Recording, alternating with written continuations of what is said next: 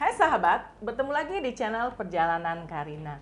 Kali ini saya ingin berbincang tentang dunia anak dengan salah seorang pemerhati anak yang luar biasa, sahabat saya, yaitu Kak Ihsan Tanjung. Kak Ihsan, apa kabar nih? Baik, saya ya pokoknya kita setia untuk anak Indonesia. Selalu ya, salam senyum anak Indonesia Yeah. dulu nih. Oke, Yeah. Kak Ihsan, senang sekali kita bisa berbincang. Kali ini kita ingin mengulas tentang beberapa hal tentang anak Indonesia. Nah, Kak Ihsan kan salah seorang pemerhati anak di Indonesia, mantan anggota KPAI ya, komisioner KPAI, juga membuat lembaga hukum ya, lembaga hukum untuk anak-anak panti asuhan. Yeah. Dan juga paling di depan ketika ada permasalahan anak, terutama ABH ya, anak yang berhadapan dengan hukum. Kak Ihsan, apa yang mendasari Kak Ihsan begitu peduli dengan dunia anak? Ya, terima kasih Karina kesempatannya. Jadi saya tahun 98 itu bekerja dengan anak jalanan di Jakarta, tepatnya di Jatinegara. Nah, ketika itu masih sangat muda ya, mungkin 22 tahun yang lalu. Nah, saya banyak berinteraksi dengan mereka, anak-anak yang pada usia kecil sudah korban kejahatan seksual, mencari uang di jalan, kemudian mereka mempertahankan hidupnya melawan preman. Pokoknya mereka luar biasa lah. Sehingga Untuk kemudian survive ya, untuk dengan survive di usia jalan. yang masih sangat 10 muda, tahun, 9 tahun. yang seharusnya mereka memiliki kehidupan yang layak. Ya, tapi mereka terpaksa turun ke jalan karena menghidupi keluarga, adik-adiknya dan orang tuanya. Nah, situasi itu membuat kita melihat ternyata memang fenomena mereka di lapangan itu harus diintervensi, didampingi. Nah, kalau tidak mungkin semakin memburuk dan parah. Dan saya ingat persis bagaimana kemudian mereka ada yang meninggal di jalanan, ada yang keluar masuk tahanan, setelah besar ada yang kemudian mereka terlanjur melakukan kejahatan. Nah, jadi kemudian memang kita berpikir bagaimana mendorong pemerintah untuk lebih aktif mencegah mereka turun ke jalan, melindungi mereka pada masa usia dini. Nah, inilah yang membuat kita merasa bahwa kita tidak bisa berpangku tangan, kita harus langsung turun dan terlibat langsung dengan anak-anak. Itu yang membuat Awal kemudian, mulainya Kak Ihsan mulai tergerak ya bekerja untuk dengan anak jalanan. bekerja dengan dunia anak sampai saat ini ya. Walaupun Kak Ihsan sendiri kan berprofesi sebagai lawyer, juga dosen, juga aktif di Kementerian Pendidikan dan Kebudayaan Ristek sekarang ini ya. Dan masih banyak lagi juga aktif di organisasi kemasyarakatan Muhammadiyah nih. Iya, kayaknya nih Kak Ihsan nih ada di mana-mana ya. Jadi setiap berbicara tentang anak pasti ketemu lagi kita ya. Nah, Kak Ihsan, dengan banyaknya permasalahan anak yang ditangani saat ini, khususnya Kak Ihsan sebagai pemerhati anak, sebenarnya apa sih yang Kak Ihsan harapkan pemerintah lakukan untuk bagaimana bisa paling tidak memberikan kebijakan yang berdampak pada anak-anak itu sendiri? Ya, jadi memang tugas terberat kita itu bagaimana kita membangun sistem pencegahan, mencegah anak-anak itu terlantar, mencegah anak-anak itu mendapat perlakuan yang tidak baik, mencegah anak-anak itu mengalami kekerasan. Nah, pencegahan itu sebetulnya faktor yang paling dominan itu adalah seberapa mampu keluarga menciptakan calon orang tua yang mampu mengasuh anaknya, itu kuncinya sebetulnya. Nah, pemerintah perannya adalah kalau dalam sistem pengasuhan anak itu, nah ketika ada orang tua yang diduga tidak mampu mengasuh anaknya, nah makanya seyogianya pemerintah harus mengambil alih ya, terlibat di situ intervensi. Nah, pertanyaannya tadi, apa sih pemerintah yang harus lakukan? Nah, sebetulnya pemerintah harus ada dalam keluarga, RT, RW, lingkungan kelurahan, memetakan, memastikan bahwa ketika ada anak-anak dan keluarga yang berpotensi bermasalah, itu harus ada di situ. Atau ketika anak menghadapi disfungsi sosial keluarga ya? Ya, harus ada di situ. Nah, kalau kemudian kita bekerja pada hilir dengan respon kasus, maka kemudian yang terjadi adalah anak-anak yang korban yang tidak bisa disembuhkan.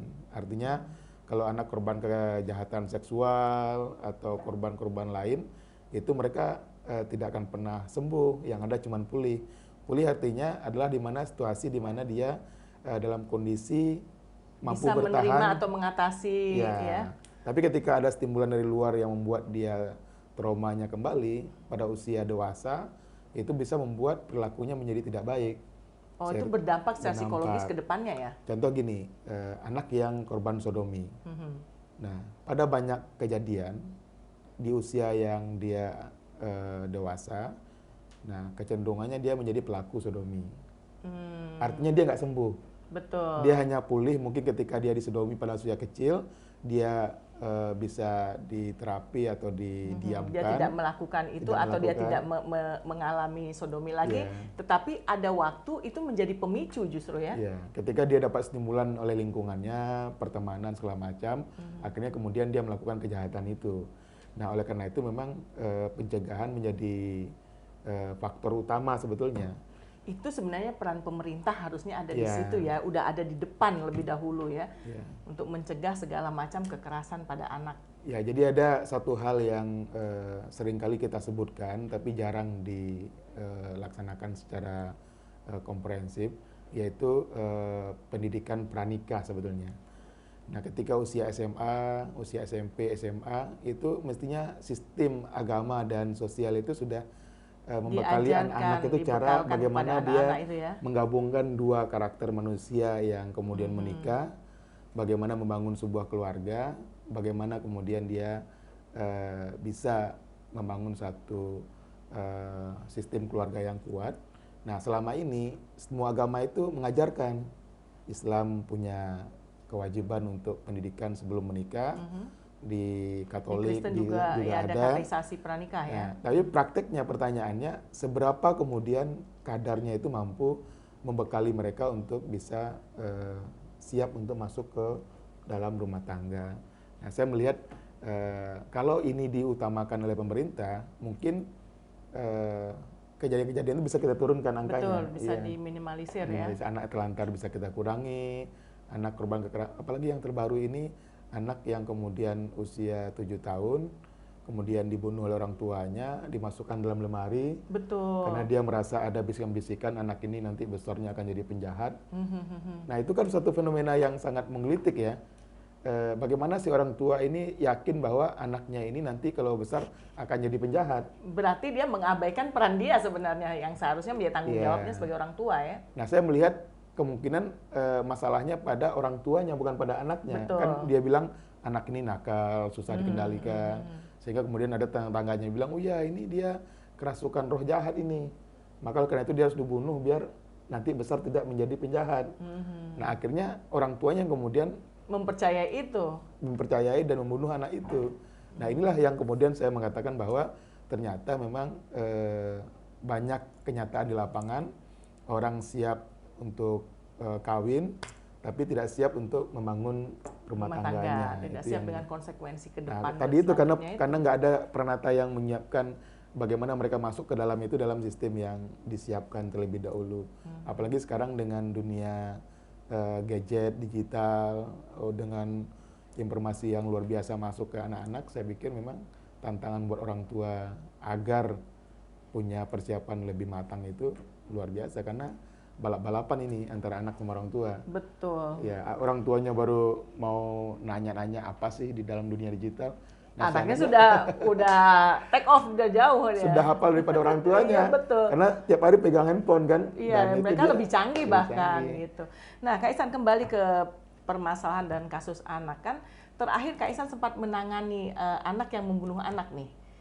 Ya kan? Iya. Anak yang berhadapan dengan hukum sebagai korban maupun sebagai pelaku. Ya. Nah, bagaimana itu Kak Ihsan ceritanya dan bagaimana menyikapinya waktu itu? Ya, jadi yang terbaru ini memang kita dihebohkan karena pada usia SMP, kemudian anak ini membunuh anak usia kelas 1 SD ya, dan kemudian ditemukan dia dalam kondisi hamil. Yang hamil ini yang membunuh atau yang dibunuh? Yang membunuh. Oh, yang membunuh ya? Ya, dia hamil dan sekarang dia sudah melahirkan. Jadi anak yang SMP ini membunuh anak SD Berarti perempuan ya dia? Yang membunuh perempuan, yang dibunuh perempuan juga. Yang dibunuh perempuan juga. Nah, juga. Sementara dia dalam kondisi hamilnya di usia anak. Ya, usia anak. Jadi memang ada satu fenomena yang luar biasa. Dari proses persidangan kita terungkap fakta-fakta bahwa yang pertama, fakta yang paling menyedihkan itu ternyata yang menghamili omnya sendiri. Jadi ada setelah diungkap oleh kepolisian, pelakunya 2 orang omnya dan 1 orang pacarnya yang melakukan kejahatan seksual ke anak ini. Sehingga kemudian 3-tiganya masuk penjara. Nah, kemudian karena dia juga membunuh anak, dia juga kena hukuman pidana. Jadi nah yang paling kasihan itu adalah bahwa proses dia kemudian mulai melakukan seks bebas dan membunuh anak itu setelah dia berinteraksi dengan perilaku-perilaku yang tidak wajar di lingkungan kelas sekolahnya. Jadi berarti sebenarnya permasalahan itu bukan hanya di dia. Berarti anak-anak di sekolahnya itu juga. Jadi ada kecenderungan penyimpangan seksual dan mereka punya grup sendiri di WA, di beberapa media sosial. Dan itu masih anak SMP ya? Sejak dia kelas 4 SD. SD. Sahabat luar biasa ya, kita dia para orang tua sekarang ini menjadi benar-benar harus lebih hati-hati lagi. Dia mulai menonton film-film konten-konten porno seksual, dalam istilah psikologi itu ada kecenderungan saling menyakiti dalam berhubungan seks, kemudian disakiti, diikat dan segala macam. Itu yang mereka tonton sama-sama dengan kawan-kawannya. Nah, sehingga kemudian dia akan mengalami kepuasan ketika saling menyakiti di antara pasangan mereka. Nah, ini yang kemudian saya melihat ternyata itu dilakukan oleh anak-anak SD ya? Mulai dia itu ceritanya sejak kelas 4, 5, 6, awalnya cuman nonton-nonton di gadgetnya, terus saling nonton bareng-bareng. Saling cerita sesama teman apa yang mereka tonton, akhirnya terjadilah mereka membentuk komunitas sendiri. Dia ngajak teman yang lain nonton, terus berkembang kelas 5, kelas 6, terus SMP cari komunitas di media sosial yang punya kecenderungan sama, terus bikin grup lagi. Nah, saya melihat memang ini mungkin karena konten positifnya kurang. Jadi yang dia dapat itu yang negatif dan itu kemudian direspon oleh kawan-kawannya. Betul, sementara dia tidak mempunyai role model di rumah. Nah, kebetulan di rumah itu orang tuanya bercerai, terus kemudian si bapaknya ini punya kecenderungan yang berbeda dan kemudian pokoknya banyak unik lah keluarga mereka, sehingga kemudian yang betul yang Kak Rina bilang nggak ada role model itu, sehingga dia mencari komunitas sendiri. Betul. Yang peer groupnya. Ya, yang mereka bisa berkomunikasi sebenarnya dengan cara mereka, padahal sebenarnya itu cara yang salah ya, karena tidak ada pengawasan juga. Ya, karena itu di area padat, kumuh, rumahnya kecil, kemudian sangat sempit, itu memang jadi itu membuat lingkungannya itu sangat memungkinkan orang tua nggak mampu mengontrol anaknya gitu. Jadi beda kalau kemudian anak itu tinggal di rumah yang layak ya. Nggak artinya kalau si orang tuanya mampu mantau, mungkin dia tahu walaupun itu tidak menjamin, tapi minimal si orang tua bisa melihat aktivitas anaknya. Tapi ketika kemudian orang tuanya di mana, kemudian anaknya di mana dan bergaul dengan siapa, dia tidak bisa kontrol, maka kemudian yang ditemukan orang tua adalah ketika kejadian sudah ada yang meninggal, baru kita tahu ketika diurut ke belakang ternyata tidak hanya kejadian itu. Betul. Banyak yang lain. Berarti anak ini sendiri sebenarnya sudah mengalami permasalahan sosial juga sebelumnya ya. Dia sebagai anak yang seharusnya dia mendapat perhatian yang layak dari orang tuanya, sehingga dia katakan bisa mengalami sesuatu hal yang sangat besar di usia dia yang masih muda dengan kelainan atau apa yang dia dapatkan di dunia-dunia maya yang tidak bisa dibatasi lagi kan sekarang ini. Ya, jadi kalau mendengar ceritanya itu, kenapa dia mampu? Jadi cerita pembunuhan itu kan anak itu usia 6 tahun, kemudian dimasukkan ke ember, kemudian dicelupin sampai kemudian meninggal dan diangkat ke atas rumah lantai 2, padahal antara badan anak itu dengan dia nggak jauh bedanya. Nah, saya melihat dalam diri dia ada kemarahan yang luar biasa.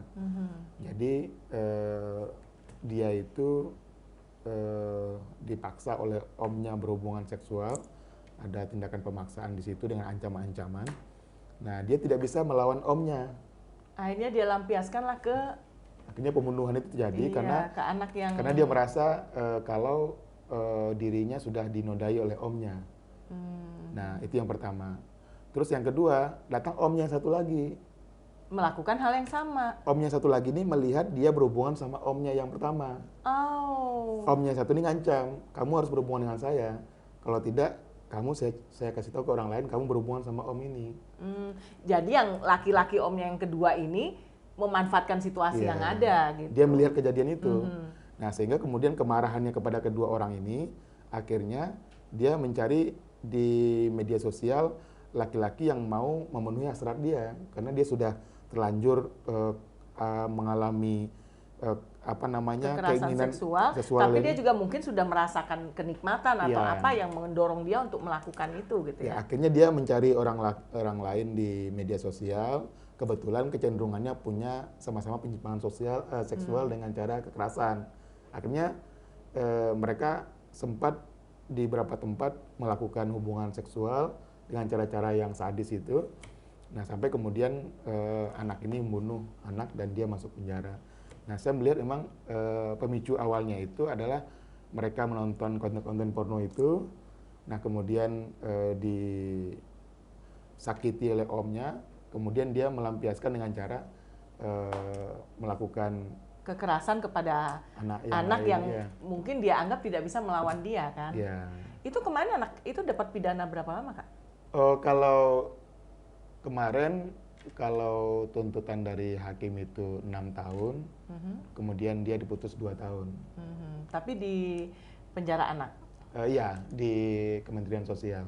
Oh, di rehab? Ya, di rehab Kementerian Sosial, karena pertimbangannya dia hamil dan punya anak. Jadi tadinya jaksa minta agar ditempatkan di penjara anak, tapi karena kami dari penasihat hukum menyampaikan kepada hakim dengan beberapa pertimbangan keselamatan dia, keselamatan anaknya, akhirnya anak ini dititipkan di Kementerian Sosial. Dan sekarang dia sudah melahirkan? Sudah, anaknya sudah besar. Oh, iyalah. Nah, Kak Ihsan, dengan kejadian fenomena seperti itu, apa saran Kak Ihsan kepada orang tua yang memiliki anak-anak? Ya, sebetulnya hal yang paling penting kita perhatikan bagaimana memberikan pendampingan pada anak ketika menggunakan gadget dan media-media itu. Terus yang kedua, bagaimana memastikan konten yang dia tonton itu positif. Karena memang sekarang unik-unik ya, berapa temuan kita itu di awal itu konten itu positif, toto di belakangnya berbeda ya. Dalamnya ada seksual, kekerasan, unsur-unsur kekerasan dan lain sebagainya. Tapi memang kan untuk dengan zaman yang sangat terbuka saat ini sangat sulit untuk membatasi anak-anak itu gitu. Ya, jadi memang sangat sulit. Jadi saya juga heran ya, orang yang membuat konten itu apa maksudnya. Kalau kita lihat sekilas itu nggak ada yang aneh dalam konten itu. Tapi dalam beberapa penelusuran dari ahli media, ternyata di bagian-bagian akhir yang orang tua sulit sampai di sana, itu ada peragaan hubungan seksual, sampai kekerasan. Nah, jadi memang ini kayak modus gitu. Jadi mereka itu sengaja membuat konten yang kemudian merusak anak-anak ini dan orang tua. Dalam kebijakan pemerintah dengan Kementerian Komunikasi dan informasi ini tidak bisa dibatasi itu? Sebetulnya kita kan mengatakan konten itu ada unsur pornografi atau kekerasan, itu kan nggak kelihatan di depannya. Ya kan, mungkin dari pemerintah sendiri kan semua konten itu seharusnya kan sudah melewati pengawasan ya. Tapi pertanyaannya sekarang gini, dengan dunia digital yang lintas batas, iya benar. Siapa yang bisa memastikan konten itu? Nggak bisa, karena memang sekarang sudah tidak ada jarak antar negara, jangan antar negara, antar benua pun sudah kita tidak bisa batasi lagi. Contohnya gini Kak Rina, contohnya itu konten 10 menit. Nah, di 5 menit pertama itu nggak ada apa-apa, masih konten anak ya. Tapi di ujung menit itu ke-7, ke-8 dan seterusnya itu malah tidak jelas. Nah, pertanyaannya tadi. Orang yang buat konten ini sebetulnya tujuannya apa? Jadi memang kalau Karina bikin konten seperti ini mestinya kemudian diperbanyak oleh banyak orang yang buat konten positif buat anak-anak, sehingga pilihan menu buat anak-anak tuh ada. Betul. Kan selama ini kan dia mencari di internet dan cara menyajikannya di depan bagus, mereka tertarik. Tapi tidak ada yang bisa menjelaskan siapa dari produsen dari konten itu. Kan nggak ada yang bisa menjelaskan, tahu-tahunya sudah ada, sudah terpublish gitu. Nah, sekarang Kak Ihsan, kalau dengan situasi yang seperti ini gitu, dan apalagi saat sekarang masa pandemi kan, anak-anak ada di rumah untuk belajar sebagian besar, walaupun di daerah-daerah sudah ada yang tatap muka ya. Tapi kan di kota-kota besar, khususnya Jakarta saat ini masih sistemnya school from home gitu. Nah, peran orang tua yang seperti apa yang seharusnya dilakukan ketika mendampingi anak-anak itu belajar? Ya, jadi ini kebetulan saya ikut di dalam kegiatan pemerintah untuk ini. Ini dilema luar biasa. Yang pertama, orang tua tetap harus bekerja. Terus yang kedua, anak belajar dari rumah. Terus yang ketiga, kadang-kadang alat terbatas. Jadi memang ada kepanikan orang tua menghadapi situasi anak dalam belajar begini, sehingga kemudian kecenderungan ada yang apatis, ya sudah terserah kamu lah. Ada juga yang berusaha tapi dia capek mendampingi anaknya terus-terusan belajar. Karena selama ini kan guru yang belajar di sekolah, nah sekarang anak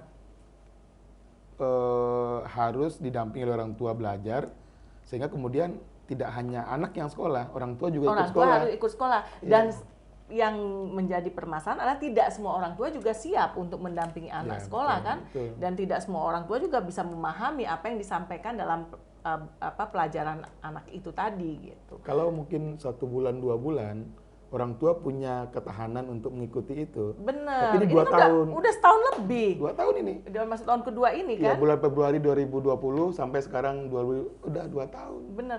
Nah, itulah yang kadang-kadang malah orang tua merasa terbebani dengan kondisi yang ada sekarang gitu. Karena kan dia tidak mau katakanlah misalnya dia mau bekerja tapi anak-anak belajar di rumah dan sebagainya. Jadi konsentrasi orang tua pun sekarang agak terbagi juga antara bagaimana tetap berfungsi sebagai orang tua yang harus menyediakan segala sesuatu kepada anak, malah sekarang juga harus menjadi guru bagi anak. Ya, makanya sekarang kebijakan pemerintah itu disebut dengan blended learning, di mana anak-anak itu sebagian masuk sekolah tatap muka langsung, sebagian kemudian daring, kemudian diputar.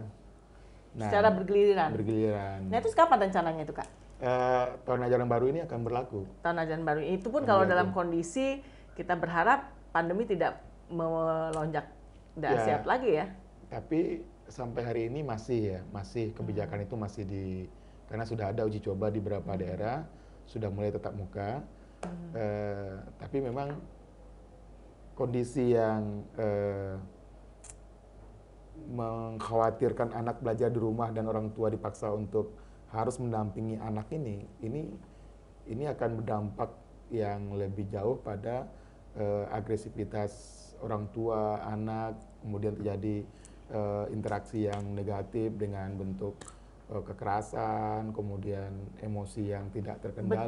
Betul. Ya. Jadi saya pikir memang apapun alasan kita, memang kita mengutamakan keselamatan dan berbagai hal, mungkin dengan protokol kesehatan yang ketat. Saya tetap harus dilakukan ya. Ya, karena saya punya anak itu sejak dia masuk SD sampai hari ini sudah mau naik kelas 2, belum pernah ketemu temennya di sekolah. Belum pernah masuk kelas. Sampai hari ini si Ajam ya. Iya. Dari di kelas 1 SD dia sampai udah naik kelas 2. Masih daring terus gitu ya. Masih daring terus. Iya. Itu menjadi satu permasalahan juga ya dalam kondisi seperti sekarang. Tapi memang keadaannya memang hampir seluruh dunia mengalami itu. Apalagi belakangan ini kan justru negara-negara udah mulai bukan kayak Singapura, bukan hanya lockdown tapi shutdown dia, menutup segala dengan membludaknya COVID pada gelombang kedua, ketiga dan seterusnya ini gitu. Ya kita sih berharap sebagai orang tua berharap kondisi ini bisa cepat terkendalikan, diselesaikan baik dan anak-anak bisa kembali ke sekolah. Karena anak-anak juga kalau ditanya mereka rindu juga untuk sekolah dan terutama bertemu teman-temannya, dia bisa bersosialisasi lagi. Ini kan nggak ada ya karena dia di rumah. Nah, Kak Ihsan, satu hal lagi. Kak Ihsan kan aktif sekarang mendirikan lembaga bantuan hukum untuk panti asuhan. Itu apa yang diharapkan dari situ? Ya, jadi sebetulnya sudah hampir sekitar 5 tahun ini kita memberikan jasa buat lembaga-lembaga panti asuhan yang membutuhkan pendampingan hukum. Nah, memang kita tidak bisa memungkiri bahwa ketika ada suatu lembaga mendirikan panti asuhan, di situ ada anak, ada pengasuh, ada pengurus. Nah, resiko-resiko hukum yang terjadi itu dimungkinkan akan berdampak kepada anak, pada pengasuh atau pada pengurus. Nah, ketika mereka ini masuk ke persoalan hukum, nah seringkali mereka nggak mampu membayar pengacara atau menghadirkan ya, jasa dari hukum. beberapa kasus-kasus yang pernah terjadi ya, banyak kejadian-kejadian di mana panti asuhan akhirnya dituntut, padahal secara kegiatan mereka sudah melakukan pelayanan sosial gitu. Nah, butuh bantuan hukum dari lembaga yang memang punya perhatian untuk itu, sehingga kadang kami dipakai oleh Kementerian Sosial untuk mendampingi panti-panti atau anak-anak yang bermasalah hukum.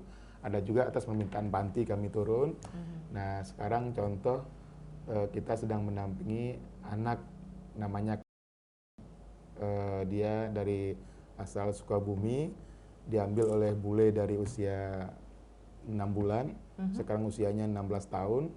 Nah, sampai sekarang di sidang di Inggris. Nah, ketika dia disidang di Inggris itu, kemudian ditemukan fakta bahwa ada hal-hal lain yang terjadi, interaksi antara orang tua sama anak selama dia hidup dengan orang bule yang orang tua angkatnya inilah ya, katakan. tapi cara pengangkatannya nggak sah, ilegal. Gitu. Jadi anak ini dibawa ke pengadilan dengan atas nama pengasuhan, kemudian di Dukcapil dirubah menjadi pengangkatan, padahal penetapannya pengasuhan, kemudian dia hidup cerai sama istrinya, kemudian terjadi hal-hal kekerasan seksual segala macam yang membuat anak ini yang mengalami kekerasan seksual anak ini? Ya, dia kata psikolog dari sana itu dari Inggris, dia kecenderungan mengalami kelainan seksual karena kesalahan treatment dari bapaknya, karena perlakuan dari kecil sudah tidak, pokoknya luar biasa. Jadi memang bantuan-bantuan hukum yang dibutuhkan untuk orang tua, untuk anak itu kadang-kadang dia nggak berdaya menyangkal kekuatan dari orang asing atau katakan dalam tanda kutip bertanda punya uang banyak misalnya, seperti itu ya. Karena ada indikasi memang prosesnya itu ada semacam pemberian-pemberian dari pihak orang asingnya ke orang tua, sehingga dia tidak berdaya karena orang miskin dari kampung. Dan itu baru terdeteksi setelah anak itu berusia 16 tahun. Setelah dia terlantar di Inggris. Oh, jadi anak itu sekarang terlantar? Iya, diambil oleh pemerintahan Inggris. Kemudian akhirnya pemerintah Indonesia menyelamatkan. Kemudian dan sekarang anak itu masih ada di Inggris atau sudah ada di Indonesia? Karena masih menjalani proses persidangan. Ya, itu sedang proses persidangan menentukan apakah dia akan tetap tinggal di Inggris atau dikembalikan ke orang tua kandungnya. Tapi memang di sana pemerintahan Inggris punya regulasi sendiri, punya aturan sendiri. Betul. Bahwa karena sudah berada di Inggris dan dibawa oleh warga negara Inggris, akhirnya aturan yang berlaku sekarang terhadap anak itu aturan di sana. Berarti sesuai dengan perundang-undang di mana anak itu berada ya? Ya, tapi memang ada konvensi internasional yang mengatur itu. Tapi poin saya adalah dari beberapa kasus yang saya ikut dampingi dan saya ikut memberikan masukan-masukan, ternyata memang masalah anak kita ini baik dalam negeri maupun luar negeri itu memang sangat kompleks masalahnya gitu. Jadi saya pikir pemerintah punya tugas yang sangat berat ke depan, bahwa ini harus menjadi agenda utama. Makanya tadi bantuan hukum itu kita berikan cuma-cuma ke panti asuhan dan pihak lain.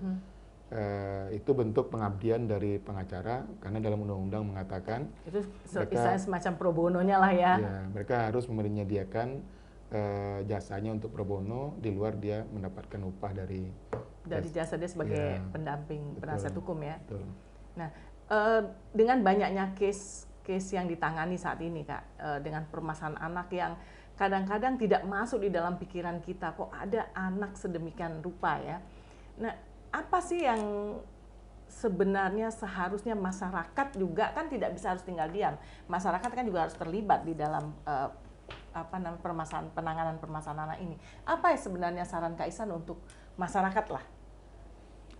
Ya, jadi yang pertama kita harus mendukung keluarga untuk mampu mengasuh anak dengan baik. Yang kedua, mungkin pemerintah harus punya peta masalah ya. Kalau ada keluarga yang bermasalah harus langsung diintervensi. Nah, yang ketiga bahwa memang ini tidak bisa menjadi beban orang tua keluarga sendiri. Siapapun yang peduli harusnya ikut terlibat. Iya, betul. Agar ke depan ketahanan sosial ini menjadi prioritas utama kita, karena kita tahu kalau mereka sudah jadi korban, anak-anak ini, maka kemudian ke depan dia punya potensi untuk bermasalah dalam kelanjutan kehidupan mereka. Jadi di masa depannya ya, Kak? Ya, jadi kalau kita bisa selamatkan dari awal, dicegah dia mengalami perlakuan buruk, mudah-mudahan ke depan anak ini bisa tumbuh lebih baik gitu. Ya, itu sih kita harapkan. Nah, Kak Ihsan, kan banyak nih lembaga-lembaga yang ada di masyarakat yang sering mengatasnamakan anak, terutama anak-anak yatim gitu ya. Kan banyak lembaga yang hanya memanfaatkan situasi yang ada, bahkan lembaga fiktif lah katakan. Kita sering lihat misalnya bahkan ada di pom-pom bensin, di depan-depan ATM yang yayasan duafa lah, yayasan yatim yang sebenarnya kita nggak tahu ini benar apa enggak gitu. Itu seharusnya seperti apa pemerintah menyikapinya?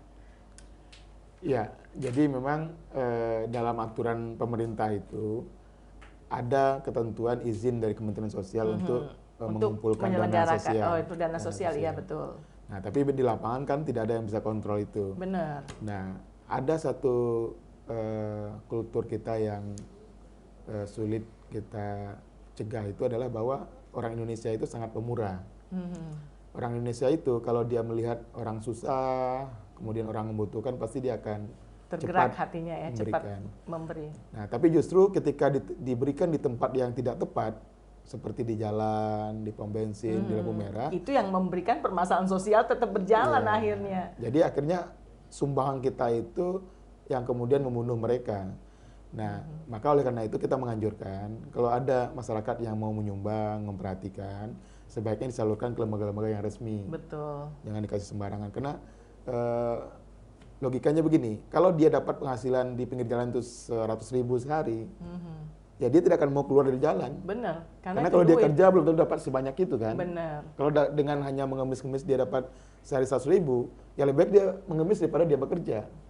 Nah, inilah yang membuat, tapi kita tidak bisa mengatakan bahwa semua harus berhenti memberi di jalan, tapi faktanya di lapangan semua. Betul. Bahkan banyak anak-anak itu dieksploitasi ketika mereka dipaksa turun ke jalan, sehingga ada untuk permasalahan street children ya, anak jalanan itu harus ditangani juga secara khusus gitu.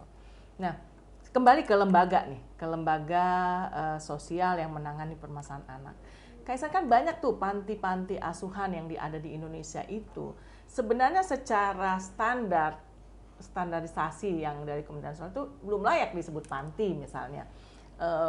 Karena kadang-kadang anak-anak yang di dalam itu sebenarnya masih anak dengan yang punya orang tua atau seperti apa, tidak. Karena kan kalau kita pahami bahwa panti asuhan seharusnya menjadi pilihan atau alternatif terakhir kan, dengan sistem pengasuhan yang ada, tempat terbaik seorang anak tetap ada di keluarga gitu. Nah, bagaimana tanggapan Kak Ihsan nih dengan berjamurnya panti-panti asuhan yang tumbuh begitu luar biasa? Ya, jadi memang kalau ikut dari peraturan pemerintah itu ada ketentuan bahwa panti asuhan itu harus mendapat izin dari dinas sosial. Nah, di lapangan ada lembaga-lembaga yang tidak punya izin, tapi tidak ada tindakan dari pemerintah yang untuk tegas menutup lembaga-lembaga itu, menertibkan. Ya, atau membina mereka sebelum mereka benar-benar melaksanakan kegiatan sosialnya ya. Ya, jadi sebetulnya kuncinya itu di pemerintahan paling bawah, kelurahan. Ketika kelurahan itu melihat ada satu lembaga yang atasnamakan panti berdiri, yang pertama sekali diminta itu izinnya. Nah, tapi kalau pemerintah kelurahan tidak pernah meminta izin dan membiarkan beroperasi, berarti kemungkinan pelanggaran itu akan terus terjadi.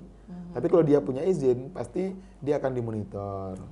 Dia wajib membuat laporan ke pemerintah, apakah dinas sosial setempat. Dinas sosial. Jadi artinya perkembangannya akan kelihatan. Tapi kalau yang mereka tadi yang dikatakan menjamur dan tidak punya izin, kalau ada kekerasan dalam lingkungan panti itu, kita nggak akan tahu.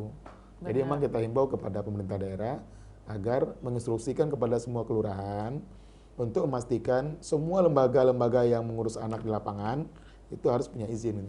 Iya, karena kalau saya punya panti asuhan, Kak Ihsan kan juga tahu. Nah, itu ketika kita mengadakan pelatihan atau pembinaan, dampingan ke daerah-daerah itu, kadang-kadang kita prihatin gitu, sedikit seperti dipaksakan untuk mengelola lembaga itu gitu. Nah, alasan mereka, iya di sini banyak anak-anak yang membutuhkan gitu. Walaupun yang melaksanakan itu, misalnya mereka hanya mengontrak tempat, yang hanya mungkin rumah-rumah sederhana, bahkan sangat sederhana, tapi itu sudah dikatakan sebuah panti asuhan. Nah, kan kalau pemerintah sendiri sudah mengadakan standarisasi untuk lembaga-lembaga sosial, tapi kan di lapangan ini tetap bisa berjalan. Kalau yang mau udah kontrak rumah, ngumpulin berapa anak, udah bisa disebut panti asuhan. Hanya menggalang dana masyarakat di situ gitu. Gimana fenomena ini, Kak? Ya itu saya pikir kembali ke penjelasan saya tadi bahwa sepanjang dia mendapatkan izin dari pemerintah, dinas sosial, ya mungkin mereka bagian dari peranata sosial yang membantu anak-anak untuk mencegah dia terlantar lebih parah lagi ketika orang tua keluarga nggak mampu mengasuh. Tapi kalau mereka tidak punya izin dan kemudian beroperasi dengan tujuan mengumpulkan uang tapi tidak sesuai standar pemerintah, nah kita minta harusnya ditindak tegas oleh pemerintah. Nah itu yang di lapangan sangat jarang terjadi penindakan yang itu kan. Sementara kita tahu seharusnya juga sesuai dengan undang-undang kan anak-anak yang terlantar itu dipelihara oleh negara. Nah, dipelihara bukan berarti dibiarkan terlantar gitu ya. Betul. Ya, nanti artinya dipelihara oleh negara, dibiarkan terlantar oleh negara gitu nanti. Jangan dong. Maksudnya negara harus negara sih sebenarnya juga berhutang dengan lembaga-lembaga sosial yang benar-benar mengelola dan menyelenggarakan pendampingan sosial terhadap anak-anak yang mengalami disfungsi keluarga tadi gitu kan. Tapi negara belum pernah bayar hutang ke belum pernah. Ada mungkin beberapa ya bantuan-bantuan stimulan dari pemerintah, tapi tidak sebanding dengan apa yang dikeluarkan oleh lembaga itu sebenarnya. Jadi dulu saya pernah sama UNICEF itu kita buat penelitian di Surabaya tahun 2009 menghitung biaya hidup anak satu hari dan indeksnya ketika satu panti mengasuh dan menghitung biaya anak tinggal dalam keluarga, indeksnya dengan perbandingan memang kita menghitung lebih besar biaya di panti ketimbang dalam keluarga. Jadi memang kalau kita bicara hutang pemerintah pada panti itu besar sekali memang. Oh iya, benar. Dan uang yang dimasukkan oleh pemerintah ke panti itu kecil sekali. Jadi benar itu hutang negara. Itu kalau panti asuhan yang saya kelola malah belum pernah dapat bantuan nih dari pemerintah. Nanti tadi di akhirat nanti di akhirat tagih ya. Tapi enggak. Saya juga kalau dihitung sebenarnya bingung juga ya kadang-kadang ketika kita mengelola menyelenggarakan panti asuhan ini ada aja caranya memang dari Tuhan untuk mencukupkan segala sesuatunya gitu. Tapi memang ini masalah keterpanggilan. Seperti Kak Ihsan kan juga aktif di Muhammadiyah yang memiliki panti-panti asuhan hampir di seluruh Indonesia ya Kak ya. Nah, kembali ke satu kegiatan lain dari Kak Ihsan yang itu tentang foster care ya. Itu kan melibatkan banyak negara. Itu apa poinnya? Ya, jadi Muhammadiyah itu bergabung dalam aliansi internasional, nah namanya Family for Every Child yang berkantor di Inggris. Kita punya 23 negara, Afrika, Amerika dan semuanya. Dari Indonesia itu Muhammadiyah 1 dan dari Asia itu ada dari Filipina sama dari Thailand ya. Thailand nggak ada, dari Filipina sama Kamboja yang anggotanya, kemudian India dan segala macam. Jadi isu yang pertama kita angkat itu adalah bahwa pengasuhan itu yang terbaik itu di keluarga. Di keluarga. Jadi makanya kita membentuk aliansi di Indonesia namanya Asosiaga, Aliansi Pengasuhan Berbasis Keluarga. Nah, aliansi di Indonesia ini juga punya anggota-anggota ormas dan lembaga-lembaga pemerhati anak, dan kemudian kita mendorong munculnya peraturan pemerintah nomor 44 tahun 2016 tentang pengasuhan anak. Di dalamnya, yang berbasis keluarga ini tadi ya. Di dalamnya memberikan license bagi orang tua yang mau mengasuh anak-anak orang lain. Jadi kalau dulu kan ada adopsi dia menjadi pengasuh atau menjadi orang tua angkat ya. Orang tua asuh ya. Orang tua asuh gitu ya. Jadi ada dua opsi sekarang. Kalau dulu hanya orang tua angkat, sekarang di peraturan kita itu ada dua. Kalau dia mau permanen, orang tua angkat. Itu penetapan di pengadilan. Betul. Tapi kalau dia hanya mau mengasuh saja, mungkin setahun, 2 tahun, atau berjangka gitu, itu orang tua asuh. Itu anak tinggal di keluarga orang itu? Ya, izinnya di dinas sosial. Oh, berarti itu cukup melewati dinas sosial setempat, tidak perlu ke pengadilan. Karena kalau pengangkatan anak kan ada adopsi dan lain sebagainya ya, itu agak lebih complicated proses-prosesnya, ada assessment yang segala macam ya. Jadi isu-isu ini yang kita bahas di internasional itu bagaimana kemudian mendorong negara-negara anggota aliansi itu untuk lebih mendorong orang tua yang mampu, masyarakat yang punya kemampuan untuk mengambil anak-anak ini supaya diasuh di keluarga mereka. Kalau dulu kan mereka mengambil tapi tanpa prosedur. Betul. Jadi tidak pernah ada asesmen dari Peksos, tidak ada izin dari dinas sosial, tahu-tahu anak orang lain dibawa ke keluarga dia. Nah, sehingga banyak isu-isu seperti kekerasan, eksploitasi. Ya, bahkan kalau ini menjadi semacam jadi asisten rumah tangga jadinya. Ya, jadi akhirnya anak itu dieksploitasi seperti ada beberapa di daerah Jawa, Indonesia Timur, di beberapa tempat itu ada kebiasaan orang tua ketika dari gunung-gunung turun, anaknya di kota titip ke dititipkan, orang. yang penting anaknya disekolahkan, kasarnya tapi nggak ada proses apapun. Iya, betul. Tapi anak ini diserahin aja begitu. Kalau ketemu orang tua yang baik, selamat anak itu. Tapi ketemu orang tua yang kemudian punya kecenderungan kekerasan, pemukulan, eksploitasi, jadi membantu rumah tangga, anak ini kemudian mengalami trauma yang luar biasa. Makanya dengan acara program foster care ini, orang tua asuh ini, dia mengajukan permohonan ke dinas sosial menjadi orang tua asuh, kemudian dikunjungi rumahnya, dicek hubungan keluarganya, kelayakannya juga, ya. Ekonomi, kesehatan, lingkungan, kondisi rumah. Nah, ketika layak, baru dapat license dia menjadi daftar orang tua asuh. Nah, kalau masuk daftar itu ada anak yang mau diasuh baru dititip oleh pemerintah ke dia. Betul. Jadi ketika pemerintah menemukan anak dengan permasalahan sosial atau disfungsi keluarga, bisa menemukan orang tua asuh tadi ini ya. Jadi artinya kelebihan harta, kenikmatan, kekayaan sama bisa dibagi kepada anak-anak. Tapi jangan kayak artis yang kemudian anak orang lain diambil jadiin konten di. Ya, saya tahu tuh. Itu nggak boleh. Itu nggak boleh. Itu artinya melanggar prosedur. Jangan artinya kalau kemudian dia mau ambil anak itu, dia lapor dinas sosial dulu. Jangan sampai lewat di jalan, anak orang diambil, terus masukin konten jadi dapat uang, jangan gitu. Ya, jadi ya itu kadang-kadang yang memprihatinkan kita juga. Saya ingat tuh ada teman saya satu bilang begini, kok kamu nggak ngambil, kenapa katanya anak-anak panti asuhan itu banyak yang nakal, banyak yang ini, banyak yang bermasalah. Saya bilang, loh, ketika mereka masuk dan tinggal di panti asuhan pun mereka kan sudah mengalami permasalahan sosial gitu. Kalau mau yang baik-baik ya ambil aja anak-anaknya yang dari keluarga-keluarga baik-baik itu kan. Jadi hal seperti itulah. Ya, makasih sekali Kak Ihsan. Mungkin tapi kita sedikit yang tadi itu yang konten yang anak yang terlantar diambil jadi konten itu, saya menyampaikan begini. Kita senang mereka ngasuh anak yang terlantar, tapi sebaiknya melalui dinas sosial. Ya, jadi tetap mengikuti prosedur yang ada. Ya, jadi oke, mereka menjadi orang tua asuh, tinggal lapor aja ke dinas sosial setempat. Sangat boleh. Iya, dan kita banyak melayani. Kebetulan saya juga bantu di Kementerian Sosial. Kita banyak bantu baik mereka yang kelas menengah ke atas, selebritis yang ngambil anak kita bantu kok. Tidak ada masalah. Tapi maksudnya kalau tiba-tiba lewat jalan, oh ini anak menarik diambil, jangan begitu. Ada kalau bisa ikuti prosedurnya gitu. Jadi kita tidak melarang, itu mungkin rezeki anak itu, tapi sebaiknya ikuti aturan. Hubungi dinas sosial, boleh nggak saya asuh anak ini? Nah, dan harus jelas juga keluarganya seperti apa kan? Karena ada kemarin konflik antara satu artis dengan anak yang awalnya dijanjikan akan diasuh, akan disekolahkan itu, akan disekolahkan. Kemudian dilempar ke pesantren, dia nggak mau biayai, akhirnya konflik antara si artis dengan si anak ini, ribut di mana-mana. Nah, saya sampaikan waktu rapat-rapat dengan lintas kementerian, ini adalah akibat karena dia tidak ikut prosedur.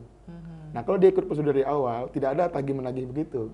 Kan dia bilang begini, oh enggak, saya nggak pernah janjiin apa-apa. Tapi kan dia sudah terlanjur mengucapkan di media, saya mau asuh anak ini. Nah, inilah yang kemudian dianggap sama orang semacam komitmen. Jadi memang unik ya, karena ini artis jadi ramai dibahas gitu. Jadi bener-bener. Sementara kita yang ngasuh anak udah ratusan nggak pernah ada dibahas ya. Mungkin konten ini harus banyak dulu baru jadi artis. Bener, kita udah ngasuh nih, baru dibilang ratusan ribuan anak yang sudah kita tangani, tapi kayaknya nggak ada yang membahas tentang itu. Karina nanti followernya ada 5 juta orang, itu ya, mungkin nanti ya. akan dibincang di mana-mana gitu. Oh gitu.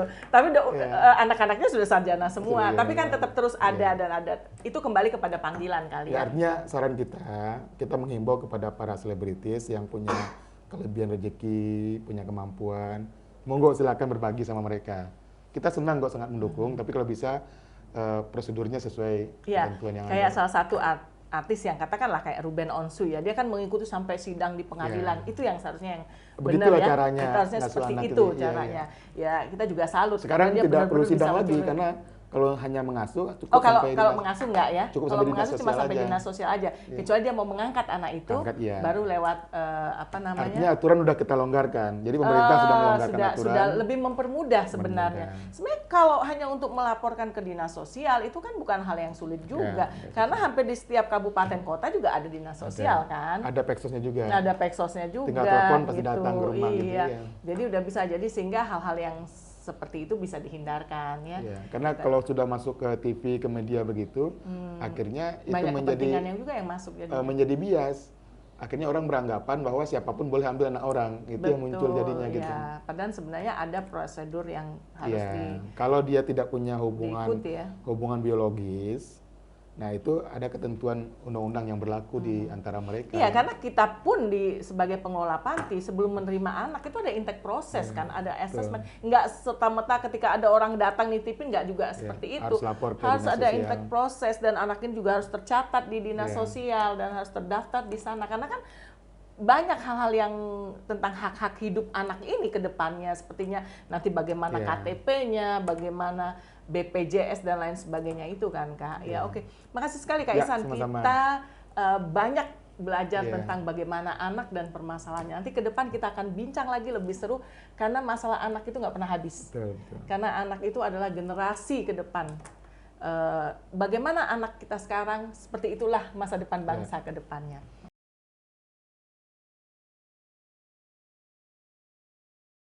Nah sahabat, masih banyak cerita-cerita lain yang ingin saya bagikan kepada sahabat. Masih penasaran kan? Ikuti terus perjalanan Karina setiap hari Selasa dan hari Jumat jam 8 malam. Don't forget to like, comment,